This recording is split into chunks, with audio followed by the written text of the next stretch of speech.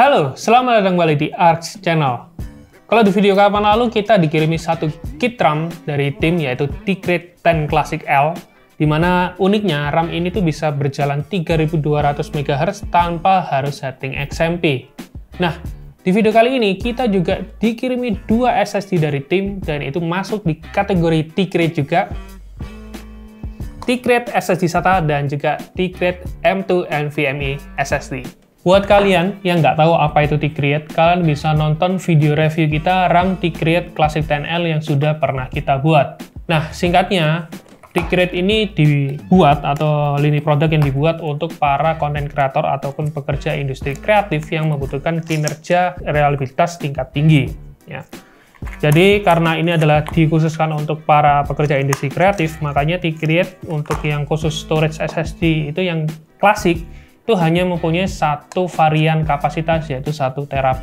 Menurut kami ini adalah kapasitas yang pas buat para pekerja industri kreatif yang mempunyai file source kerjaan dengan kapasitas besar.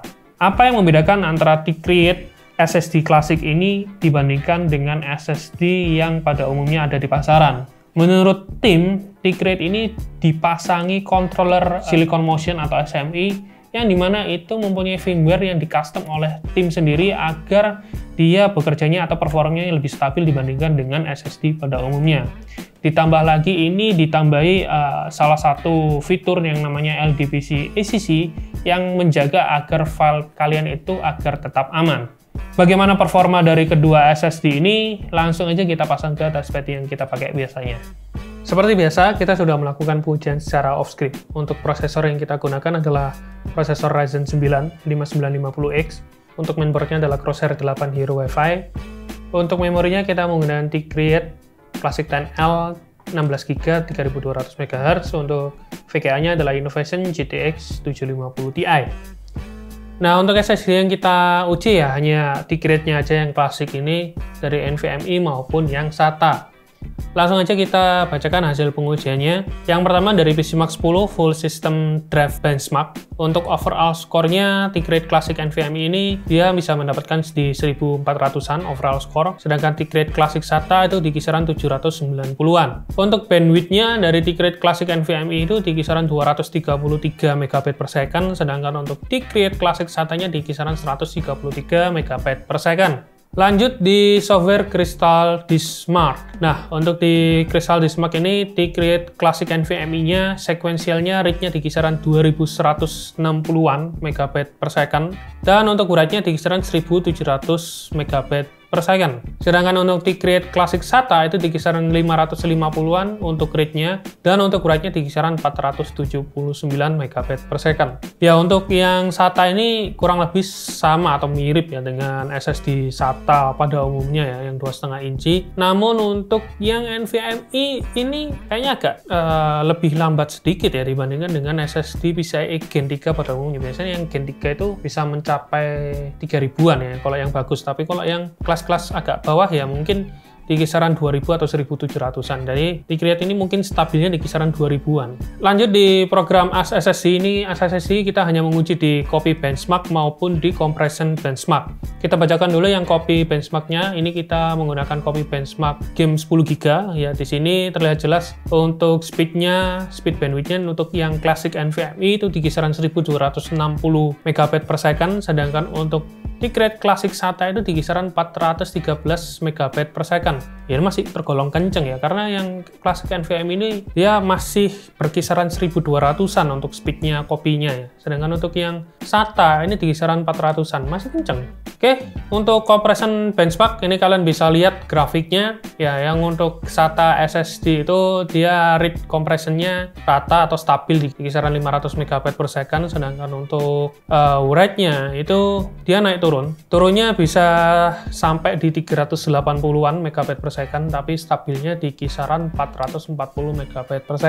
Untuk yang NVMe ini read-nya itu dia bisa stabil di kisaran 1900-an ya untuk read-nya, sedangkan write-nya ini naik turun bahkan bisa drop hingga 1000 Mbps atau 1 GB.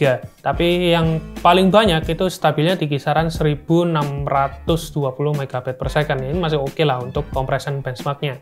Kalau cuma pengujian benchmark sintetis pasti kalian masih belum yakin ya gimana stabilnya performa dari kedua SSD yang kita uji, yang NVMe maupun yang SATA. Nah, sebagai pertimbangan buat kalian, kita kasih hasil pengujian kita secara real life. Kita coba copy game Cyberpunk 2077 ke dua SSD yang kita uji. Dan hasilnya pun itu cukup mengejutkan ya. Bahkan yang SSD SATA yang 1 tera ini dia bisa stabil di kisaran 400 MB per second untuk copy game file Cyberpunk 2077 itu dari start sampai dengan finish. Sedangkan untuk yang NVMe SSD yang klasik itu yang 1 tera itu juga ini cukup mengejutkan ya. Speed dari yang klasik 1 tera itu dia bisa stabil di kisaran 1 GB per second, dan ini performanya ketika kita bandingkan dengan Apache Gen 4 yang pernah kita uji itu mirip. Di Apache Gen 4 itu dia bisa stabil di kisaran 1,5 GB sampai dengan 1,4, sedangkan yang T-Create klasik yang NVMe SSD itu bisa stabil di kisaran 1,2 sampai 1,3 GB per second. Di sini kita bisa buktiin bahwa memang T-Create ini dia memang dikasih firmware khusus supaya bisa menjaga kestabilan performa pada SSD-nya. Dilihat dari hasil pengujian tadi ya, kedua SSD T-Create Classic ini memberikan performa maupun stabilitas yang baik. Tentunya stabilitas itu adalah kunci supaya workflow bekerja kalian itu nggak kacau ataupun amburadul. T-Create Classic ini mempunyai warna yang kalem, jadi cocok untuk dikombinasikan di PC bertema apapun. Untuk harga dari kedua SSD ini masih masuk akal loh.